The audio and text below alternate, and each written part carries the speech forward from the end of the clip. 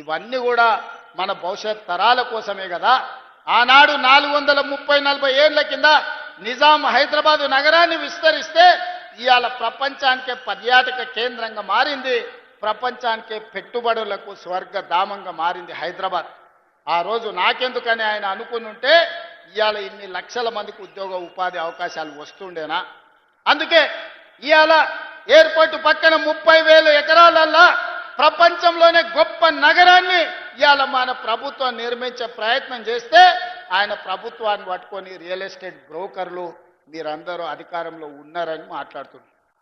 నేను అడగదలుచుకున్నా, 40 ఏళ్ల రాజకీయ అనుభవం, ఎమ్మెల్యేగా, రాష్ట్ర మంత్రిగా, ఎంపీగా, కేంద్ర మంత్రిగా, పార్టీ ప్రెసిడెంట్గా 10 సంవత్సరాలు ముఖ్యమంత్రి చేసి ఈనాడు ప్రధాన ప్రతిపక్ష నాయకుడిగా ఉన్న పెద్ద మనిషి మాట్లాడే మాటలేనా? అభివృద్ధి చేస్తుంటే చేతనైతే నీ అనుభవంతో ఆశీర్వదించు, నీ అనుభవాన్ని ఉపయోగించి మాకు సూచనలు చేయి.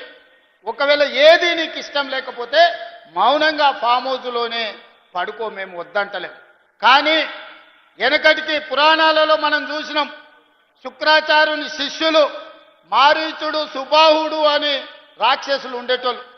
దేవతలు యజ్ఞాలు యాగాలు చేస్తే శుక్రాచార్యుడి సూచనతోని మారీచుడు, సుబాహుడు వచ్చి ఆ యాగాలను యజ్ఞాలను భగ్నం చేసేటోళ్ళు.